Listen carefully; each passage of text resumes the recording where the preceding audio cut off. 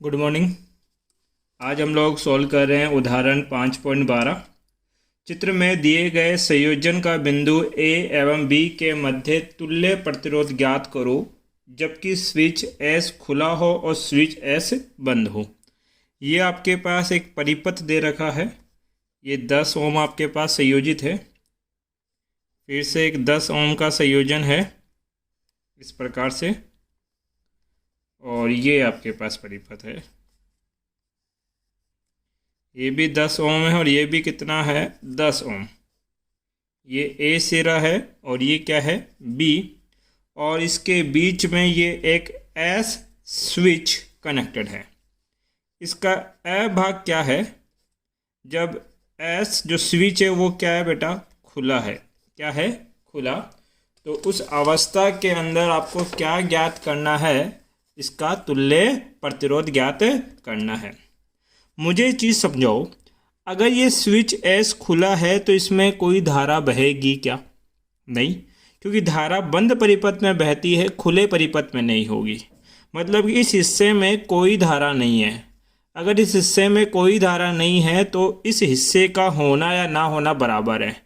इसका मतलब जब ये खुला है तो आप इसको हटा सकते हो।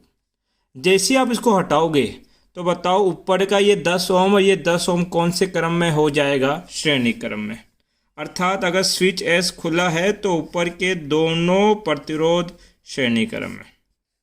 नीचे वाले ये 10 और ये 10 ये भी कौन से क्रम में जुड़ जाएंगे?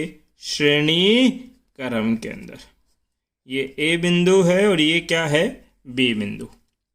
आपको श्रेणी क्रम में तुल्य प्रतिरोध तो पता ही है। तो श्रेणी क्रम में आर इक्वलेंट क्या होता है? R1 plus R2। 10 और 10 कितना हो जाएगा? 20। तो ये हो गया 20 ओम। नीचे वाला 10 प्लस 10 कितना हो जाएगा? 20। तो ये भी हो जाएगा 20 ओम। ये ए और ये क्या है बच्चा? बी आपके पास है। अब ये 20 ओम और ये 20 ओम कौन से क्रम में है? समांतर क्रम में। और दो प्रतिरोधों का समांतर क्रम में तुल्य प्रतिरोध का सूत्र हमने निकाला था। कितना होता है? R1 गुना R2 upon R1 plus R2। अर्थात पहले इनको गुणा करेंगे तो तुल्य प्रतिरोध क्या आएगा? 20 गुना 20। फिर इनको जोड़ेंगे 20 प्लस 20 कितना? 40। कितने बार भाग गया? 2 बार। इसको काटा कितना आएगा? 10।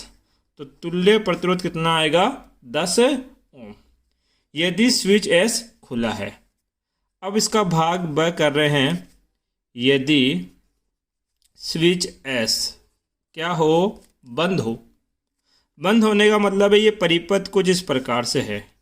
10 ओम 10 ओम, फिर से 10 ओम और अगेन 10 ओम, और ये बंद होके एक सीधी लाइन बन जाएगी। भाई जब इसको यूँ बंद करोगे तो ये एक सीधी लाइन बनेगी आपके पास। तो ये स्विच एस क्या है? बंद। ये ए और ये क्या है? बी। अब ध्यान दो, आपको दिखाई दे रहा होगा कौन सा श्रेणी है कौन सा समांतर। अगर नहीं दिख रहा तो ऐसा करो, इस बिंदु को सी मान लो। इस बिंदु को क्या मान लो? सी। तो ये बिंदु भी क्या होगा? सी। और ये बिंदु भी कितना लिखा जाएगा? सी। क्योंकि यहाँ से लेकर यहाँ तक कोई एलिमेंट या कोई अवयव जुड़ा हुआ नहीं है। तो जब तक कोई अवयव नहीं जुड़ता बिंदु समान रहता है। तो हम बोलेंगे कि इस पूरे परिपथ के अंदर आपके पास 3 बिंदु है। एक तो ए है, एक सी है और एक कौन है? बी है। तो बताइए ये किसके मध्य जुड़ा है? ए और सी के मध्य। जोड़ दो इसको। कितना है? 10 ओम।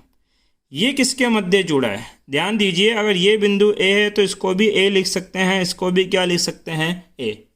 क्योंकि पूरी शाखा के ऊपर कोई दूसरा अवयव नहीं है। ये बी है तो इस बिंदु को भी बी लिखा जा सकता है, इसको भी बी। तो ये फिक्स है। ये जुड़ा है ए और सी के बीच में। फिर से जोड़ दो इसको।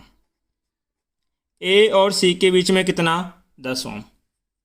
ये जुड़ा है सी और बी के बीच में। सी और बी के बीच में कितना है? 10 ओम। ये भी जुड़ा है सी और बी के बीच में। कितना है? 10 ओम। अब देखिए ये आसानी से दिखाई दे रहे होंगे कि कौन सा श्रेणी क्रम है और कौन सा समांतर क्रम आपके पास है। ये दोनों समांतर क्रम में है और दो प्रतिरोध जब समांतर क्रम में होते हैं तो आर इक्विवेलेंट का सूत्र क्या होता है, R1 गुना R2 upon R1 plus R2। अर्थात पहले इन दोनों को गुणा करोगे 10 गुणा 10, फिर इनको जोड़ोगे 10 और 10 कितना 20, एक जीरो से एक जीरो कट गया, 2 से काटा कितना 5। तो इन दोनों का समांतर क्रम संयोजन कितना आएगा 5 ओम।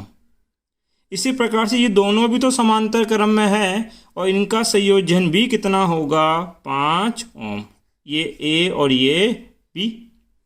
अब बताइए ये 5 ओम और ये 5 ओम कौन से क्रम में है, श्रेणी क्रम में। और श्रेणी क्रम में आर इक्विवेलेंट का सूत्र कितना होता है R1 प्लस R2। जोड़ दो 5 और 5 कितना हो जाएगा 10। तो आर इक्विवेलेंट होगा 5 + 5 = 10 ओम। ये हमारा क्या है आंसर।